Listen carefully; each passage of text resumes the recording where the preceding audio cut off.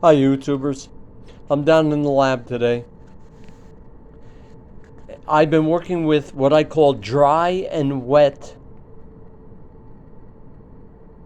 circuits, and in the circuits I have different types of graphite material, mostly graphite felt and graphite twine or yarn, commercially available.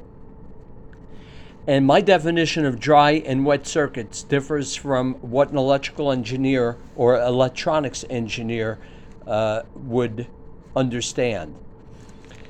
With my studies, a dry circuit, by definition, is a circuit with graphite which has not been or is not in contact with a solvent and or electrolyte. I'm working with deep eutectic solvents, namely choline chloride, urea, various molar ratios, very easy to prepare, very well understood. And when I use an electrolyte in DES, I have found lithium tetrafluoroboride will dissolve in it. Here's a sample over here of the DES. Keep water out of it, of course. And here's with the electrolyte added. So anyway, a dry circuit would be a section of graphite. I hold it anywhere from 5 to 14 days running day and night with a DC power supply at constant current. In this particular run, you can see I have a AA equivalent cylinder, and in there is graphite twine, and I have it wrapped in some light cotton.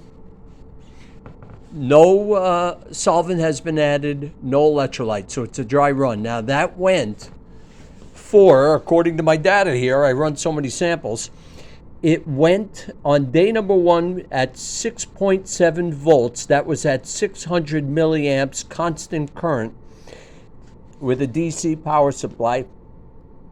And in the circuit, I had an LED lamp, 5-watt rated.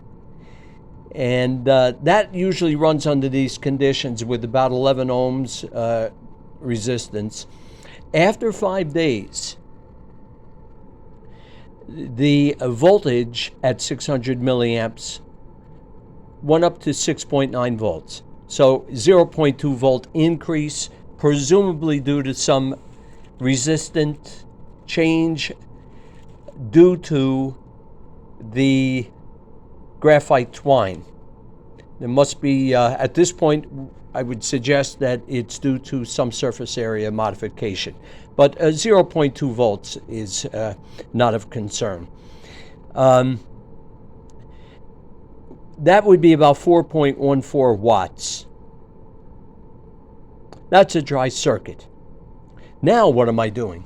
Well, here I'm using my trusty EB tester that goes with the ZKE battery tester electronic load. Excellent device.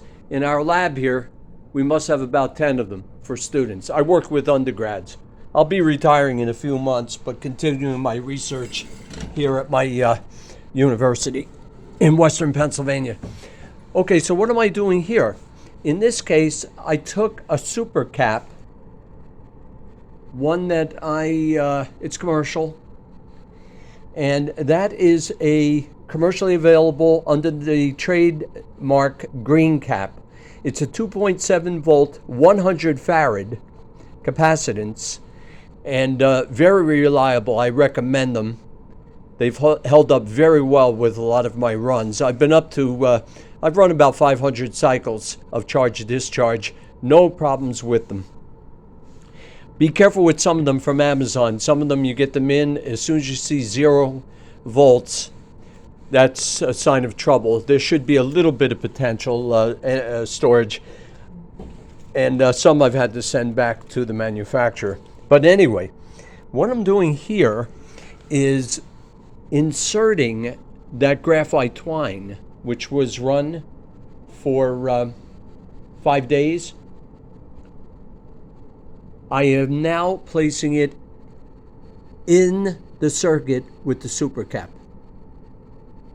What I want to do is run a number of cycles to see if there are any changes with the performance of the supercapacitor. So right now in this preliminary, I'm running 25 cycles, and I'm bringing it up to 2.65 volts. I stay right under 2.7, and I bring it down, discharge, to 0.75 volts. And I'm using 250 milliamps current. 2-minute rest between charge, discharge. So you can see I finished, let's see, discharged, step 1, then I waited a couple of minutes, then charged it up a constant voltage, and I discharged constant current. So we'll let this run 25 cycles, and I'll take a look at the data, and then I'll probably run it up 500 cycles. I want to see, with the series of charge-discharge, if this graphite properties change.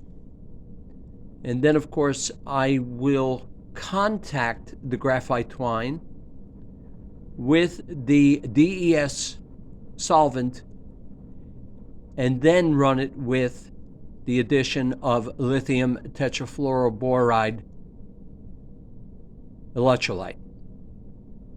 And I want to do a series of charges, discharges, and see if there are any problems with this graphitic material. And then ultimately, I'll be running test prototypical bench scale supercaps. So in other words, what I'm doing now is evaluating the performance of the graphite with this solvent and electrolyte, see how it does. Then I'll also use some graphite samples that have been nickel plated as contact points. And the material will be put together, the electrodes, and we'll run and see how the performance is of the bench scale supercap. So hopefully you can get out of all this an idea of how, if you're a home researcher or if you're an instructor with undergrads, this could be very, very interesting in testing out graphitic materials, nickel-plated, copper-plated, twine, felt. Conductivity of the graphite, of course, it's growing in importance in supercaps, batteries to graphite.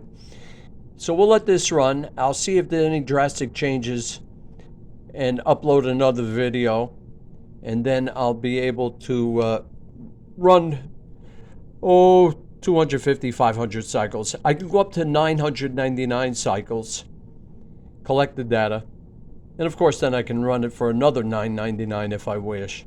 Thank you so much for watching, and I'll try to put together in written form an outline of what I'm trying to do here, what I'm studying.